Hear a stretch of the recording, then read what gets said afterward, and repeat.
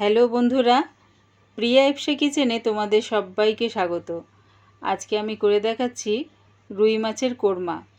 আমি এটা কেমনভাবে তৈরি করি সেটাই তোমাদের সাথে শেয়ার করলাম।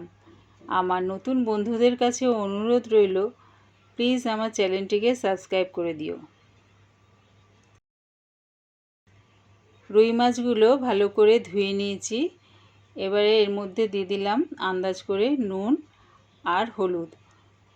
নুন হলুদটা দিয়ে মাছগুলো ভালো করে মাখিয়ে নেব।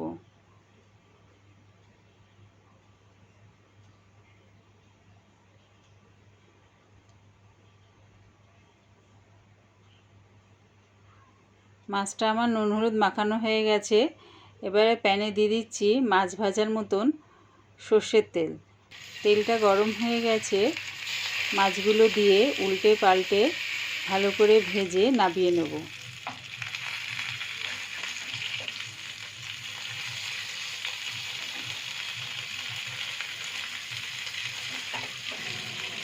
মাছগুলো উল্টে পাল্টে ভালো করে ভেজে নিয়েছি।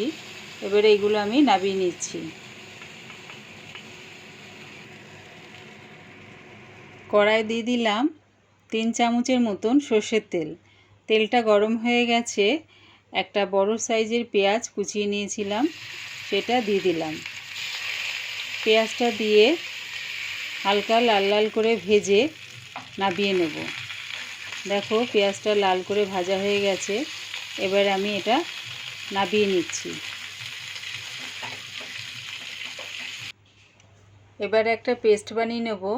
তার জন্য নিয়েছি একটা পেঁয়াজ, 3টে আদার টুকরো, 8-9টা কিশমিশ, 20-22টার মতন কাজু, আর নিয়েছি 8টা মতন রসুনের কোয়া। এগুলোর একটা পেস্ট বানিয়ে নেব। পেঁয়াজ ভাজার তেলটায় দিয়ে দিলাম ফোড়নের জন্য একটা শুকনো লঙ্কা, 2টো দারচিনি, একটা তেজপাতা, 4-5টা লবঙ্গ, আর দিলাম 3-4টে ছোটো এলাচ। এগুলো একটু ভাজা ভাজা করে নেব। যখন দেখবে সুন্দর একটা স্মেল আসছে, তখন পেঁয়াজ, আদা, রসুন, কাজু, কিশমিশের যে পেস্টটা বানিয়ে রেখেছিলাম সেটা দিয়ে দিলাম। দিয়ে ভালো করে কষিয়ে নেব।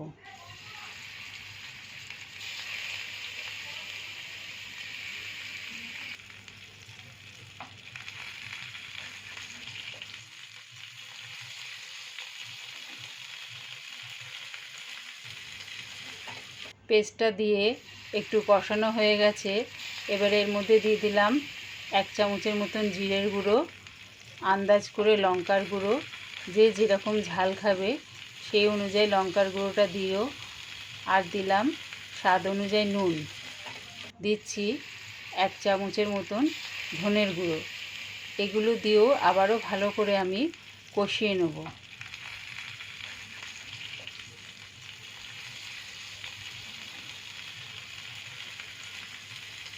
মশলাটা কষিয়ে নিয়েছি।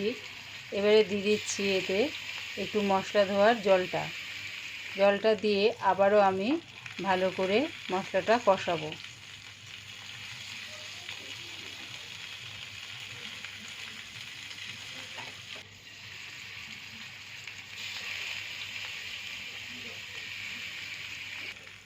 দিচ্ছি আবারও একটু জলটা দিয়ে আবারও ভালো করে কষাবো। যত কষাবে তত রান্নার স্বাদটা বেশ সুন্দর হবে। মশলাটা আমার কষানো হয়ে গেছে। এবারে 4 চামচের মতন টক দই ফেটিয়ে রেখেছিলাম সেটা দিয়ে দিলাম। সেটা দিয়ে মশলার সাথে ভালো করে আবারও কষিয়ে নেব।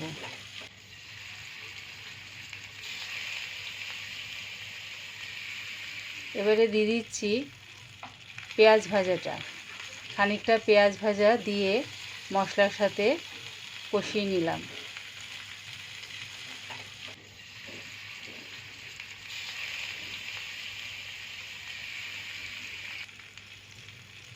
মশলাটা আমার কষানো হয়ে গেছে। এবারে দিয়ে দিচ্ছি 1 কাপের মতন জলটা মশলার সাথে ভালো করে মিশিয়ে দিলাম।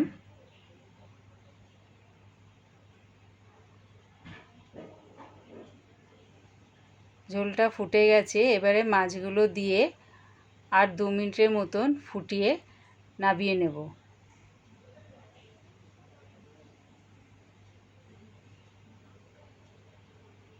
দিলাম 1 চামচের মতন ঘি আর হাফ চামচের মতন গরম মশলার গুঁড়ো।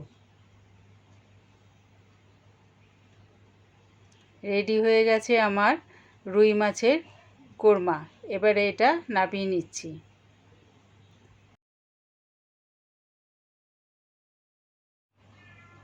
গার্নিশিংয়ের জন্য একটু পেঁয়াজ ভাজা রেখে দিয়েছিলাম, সেটা ওপর থেকে ছড়িয়ে দিলাম। আমার এই রুই মাছের কোরমার রেসিপিটা পুরো দেখার জন্যে প্রিয়া ইপসা কিচেনের থেকে তোমাদের সবাইকে অনেক ভালোবাসা রইল। পুরো ভিডিওটা দেখে ছেড়ে যাওয়ার আগে প্লিজ আমার চ্যানেলটিকে সাবস্ক্রাইব করে দিও, লাইক করে দিও, বন্ধু ও আত্মীয়দের মধ্যে শেয়ার করে দিও।